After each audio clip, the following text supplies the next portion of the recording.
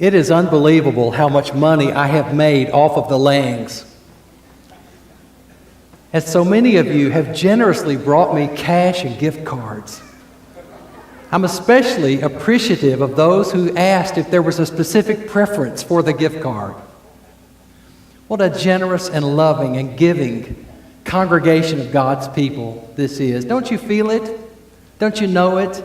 And now with Daniel and Sarah and Elena and Lucy being part of our team, working with our youth and families, I'm looking forward this evening at 5 o'clock when Daniel will preach the Word of God to us and encourage us as to ways we can help to reclaim young people that may be struggling or going astray in their walk with the Lord.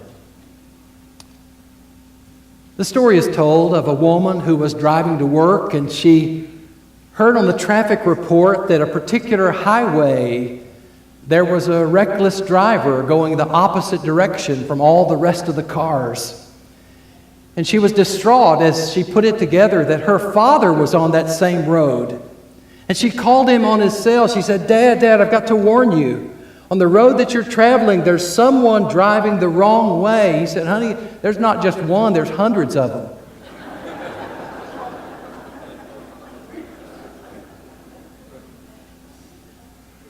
Jesus sets before us as a key to the kingdom direction.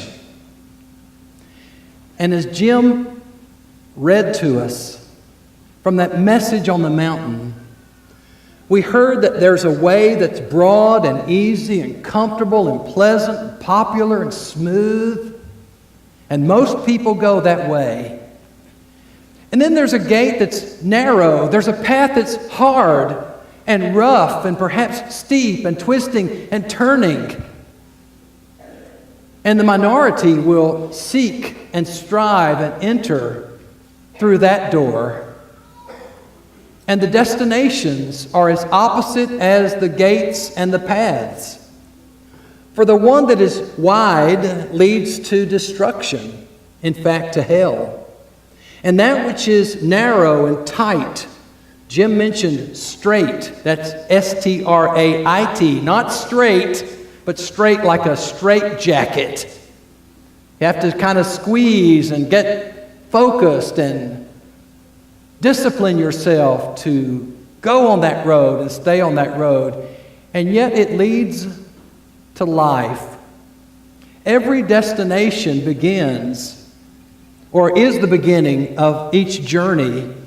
And when we know first where we want to be with all our heart, with all our zeal, with all our fervor, then we look for the map that will take us there, and then the first step as we head out. Jesus is wrapping up this greatest sermon ever preached. He's coming to the application portion in which he'll talk about two kinds of trees. He'll talk about two kinds of would-be followers, the talkers and the doers. And two kinds of builders, those that put into practice what they've heard, and they have the solid rock, and no storm can topple their house. And then those that go on their way, not applying these tremendous truths, and resting on sand. It's only a matter of time until the wind and the rain and the tempest come, and their lives are blown away. Let's think about these options that Jesus sets, not only before them, but before us. And the question today is, which gate, which road, which company, which destination is yours? I think sometimes people would like a third way. Not quite so tight, but not as easygoing and freewheeling and liberal as that road that goes to hell. And we read about that wide path and we say, I'm not on that. I don't live like those people. I don't go with the flow. I don't do everything I want to do. I'm trying to live by faith. Well, if you're going to live by faith, then it's like this. And it's not easy. And it involves sacrifice and restriction and limitations and boundaries. And you can't carry all your baggage. You can't do what you want to do. You've decided to follow Jesus. There's no turning back, no turning back. The cross I'll carry until I see Him. The world behind me. The cross is before me. And we look at that and we say, am I really on that road?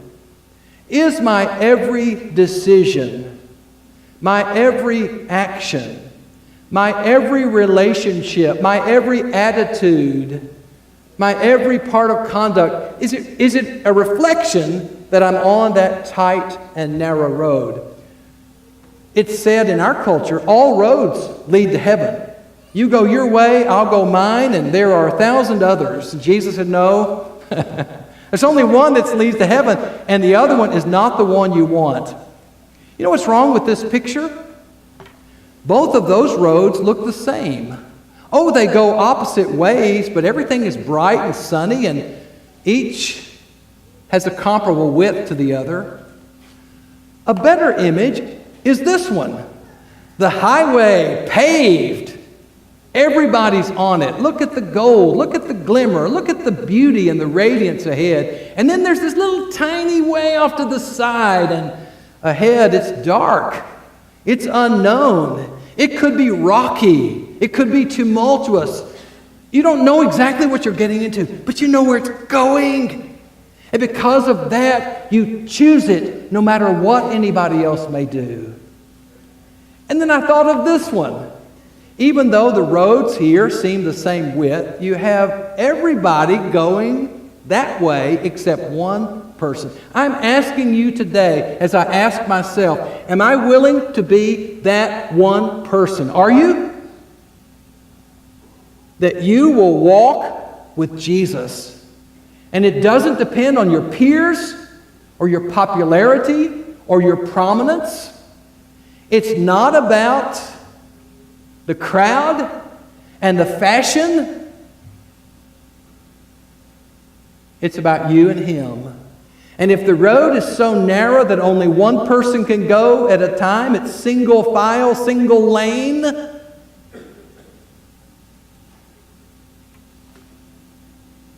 Will you go that way? Keys to the Kingdom. All these messages are posted online, the videos. If you're new with us, I know many of you are our guests today. There's also a blog we put out with these specifics. We've been talking about keys to the kingdom. And in each area that we've considered, the message has been building up to this point. What are you going to do? Now that you've heard, now that you know, now that you see, what's next in your life? I looked online for the narrowest street in the world, and I found it. 12.2 inches. Average 15.75. It's not very long either, just 12.5 feet. And many people would say it's an alley. But the people who live in that town in Germany, they say it's a street. I don't even know how to pronounce it. Do you? Maybe we can ask Elke Yates, and she can tell us about it. And then I wonder, what's the widest road? Would you know it's in Houston? The Katy Freeway, I-10, up to 26 lanes, 219,000 last time they were counted. How do you count all those cars? And how many of us who've been to Houston would say that's still not enough to handle the traffic? What if we had 30 lanes? You see, the world widens the road. You can get on easily. You're surrounded. There are lines. Everybody's going the same way. And when our engineers figure out where people want to drive, they add more lanes. And they make it easier and more comfortable. Don't you like that? How about the traffic lights? Maybe not. But Jesus, you notice in the Gospels, narrows the road. For example, if you were to look at Luke 14, 25 to 35, that's where Jesus said, if anyone would come after me, there's these large crowds following him. And Jesus doesn't say, we have a nice, easygoing path for you. We're so glad. Come on to the on-ramp, and you'll enjoy it every step, every mile of the way. We have refreshments. We have spots where you can take a break and see the scenery. You have lots of detours and distractions. Instead, Jesus says, if anyone would come after me, he must. And then boom, boom, boom. Here are the expectations for those that are his disciples, and they include loving him to the extent of hating all others, counting the cost as one would before he starts a building project so that we know we're going to stay with it and we plan on it before the beginning, and then even a matter of surrendering as a lesser king would to a greater king. And Jesus even says, you cannot be my disciple unless you surrender your possessions. He doesn't mean live in poverty, but he means that all we touch belongs to him. And so Jesus talked to the big numbers, and he had a way of defining what it really meant to follow him so that the crowd afterwards might not be as large as it was.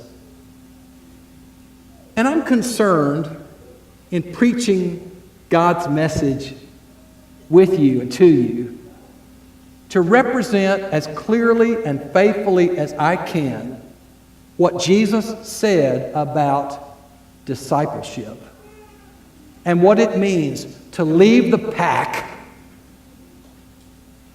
to be willing to go alone behind him. And no matter what it takes, no matter what it means, no matter what it costs, this is my direction. Perhaps you've seen, they've been around for a number of years, these billboards asking questions that God might want us to answer. And this one, will the road you're on get you to my place? Is a great question. Because everyone is on a road. What will its destination be? If we just take life as it comes and go where we feel, where we want, where we wish, we're not going to be happy with where that leads us. It was Stephen Covey that talked about people spending all their lives climbing the ladder of success and getting to the top and realized they leaned it against the wrong wall. I like some of these other billboards too. Let's meet at my house Sunday before the game. Come on over and bring the kids. What part of, quote, thou shalt not didn't you understand? We need to talk. Tell the kids I love them. Keep using my name in vain and I'll make rush hour longer. Love the wedding. Invite me to the marriage. That, quote, love thy neighbor thing, I meant it.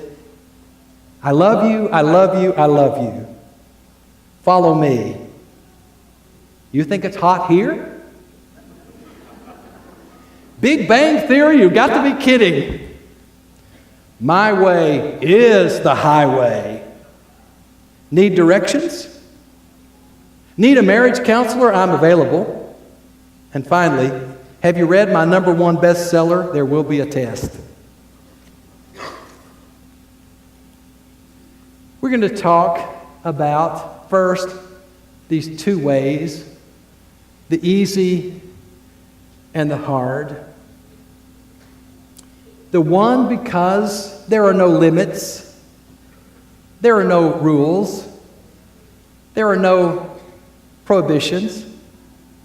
You can take all your baggage, all your wishes, all your prejudices, all your ego and pride and selfishness, everything's welcome on that highway.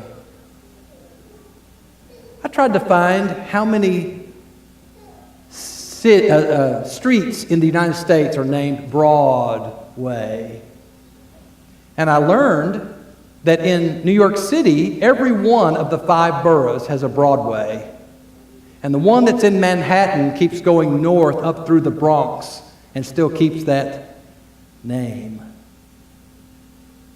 The other way is hard because it's sacrifice. It may mean loneliness, going away from the trends and the fashions and the pressures of our age. It may mean darkness and tightness and difficulty. It may be steep and twisting and difficult. I posted on the blog some time ago a piece, which you can find if you like, called The Easy and the Hard by Beverly Hyrick. Bad is easy, good is hard. Talking is easy, listening is hard. Dirty is easy, clean is hard. Take is easy, give is hard. Holding a grudge is easy, forgiving is hard. Play is easy, work is hard. Spending is easy, saving is hard. Eating is easy, saying no is hard. Doubt is easy, faith is hard. Criticizing is easy, taking criticism is hard. Letting go is easy, hanging on is hard. Secret sin is easy, confession is hard. Pride is easy, humility is hard. Excusing oneself is easy, excusing others is hard. And there's so many more of these. You can find them posted there if you'd like to see them. They're good to talk about with your children and your grandchildren and with yourself. How do I know whether I'm on the easy or the hard way? Well, look in front of you. Who is there? Who are you following? And look behind you. Who else is on this path? How popular is it? How attractive? If other people were to look at you and say, I know which road you're on, would they say, I know she is on the hard way that leads to heaven? I've been watching him and his behavior, his speech, his appearance, his work ethic, his life. He's on the hard way. Can I tell you something? I love the Keller Police Department. I've told you that before. You know when I love them most? Is when their squad car is in front of me and not behind me. You know why? Because I get behind these wonderful people and I'm going to go the speed limit. I decided not to pass them. Have any of you ever made that decision? It works out better that way. And I see people, especially along Elm Street and Whitley, going back and forth, who are pulled over. And every time I do, I'm aware I want to get behind one of those cars. I want to watch my speed. I want to watch the way I live. So who are you following? Who's in front of you? And if someone were to come behind you, would they need to put the blue lights on and cite you for doing something that doesn't fit the hard way? Oh, the gates. The one may be narrow in the sense it's harder to find. It's harder to get through. You have to look for it, seek it, make a decision that that's what you want, and you have to go. I remember being in Penn Station, Madison Square Garden area in Manhattan, waiting for the Long Island Railroad, sometimes called the Snail Road, to leave and head out east. And how there'd be a crowd of people there, and one train would be canceled and another one in its place, and this throng of people would just move across, all going to that track, and I want that track.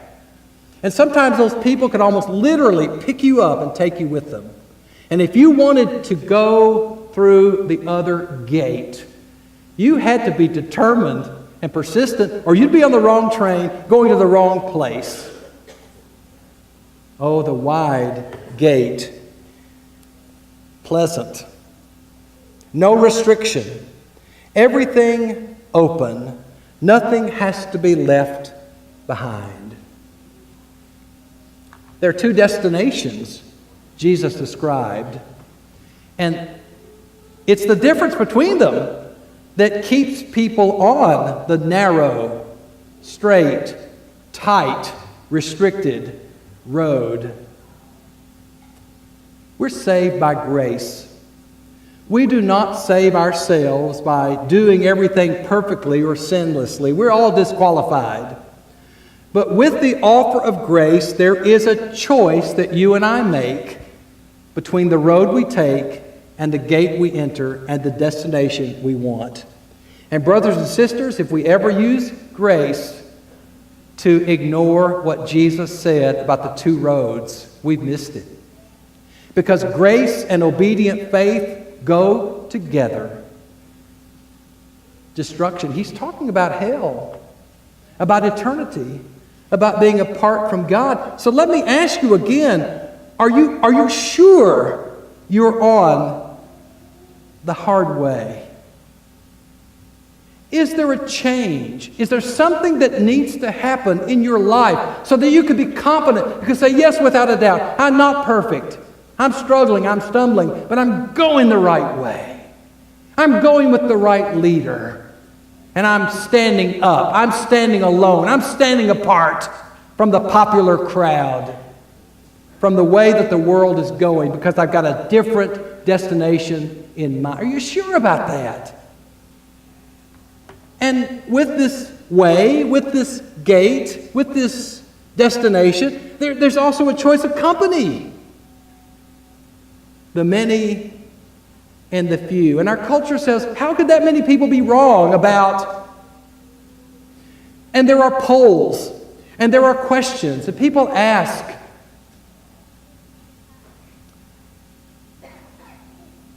I took an evangelism class that some of you have had. It's called Fishers of Men. And we learned how to open up a conversation with almost anybody, even a stranger, by putting 3 questions on a white card. And we would show this card to someone and say, here are 3 questions. I wonder which one is most interesting to you. Is there a God? Is there a day of judgment coming? Are most people going to heaven? And then whichever one they chose, and you'll find out if you tried this with someone, it's very interesting. They'll not resist you. They'll respond and pick among those 3. Then you might ask further, would you like to see what Jesus said about that? There was reportedly a Gallup poll when 99% of the people queried said, I believe I'm going to heaven. What did Jesus say about that? He said that most people are going the wrong way. It's not God's way. It's not going to lead them where they would want to be, because they did not choose the narrow, the hard, the strict, the limited path that leads to eternal life. I like this quote attributed to C.S. Lewis. When the whole world is running towards a cliff, he who's running in the opposite direction appears to have lost his mind. It's true, isn't it? Paul talked about willing to be seen as a fool for Jesus Christ. And yet we want to fit in. We want to belong. We want to be part of where the action is. Hey, is the world running toward a cliff? Are you and I willing to run the opposite direction because we love Jesus Christ? Yes, there are 2 ways. There are 2 gates. There are 2 destinations, and there are 2 companies. But there's only one decision, and that is yours. It is the decision to follow Jesus Christ no matter what may come, to dare to be different for Him. And we'll close by referring you to Luke 13, starting at verse 22. On his way to Jerusalem, Jesus is asked, Lord, are there only a few who are being saved? And he said, strive. Strive to enter by the narrow gate. For many, I tell you, will seek to enter, but they will not be able. The word translated strive is the word from which we get agonize. And in Greek, an agony was a contest, a conflict, or a race. So when Paul says, I fought the good fight, he uses this word. And there must be a difference between striving and seeking, because Jesus says, strive to enter, because many will seek and will not be able. Brothers and sisters, let's strive to enter the narrow gate. That begins when one is baptized into Christ for the forgiveness of sins. When one makes that choice to leave the past behind and to start fresh in a new direction. If you have that need or some other, won't you come as we stand and sing?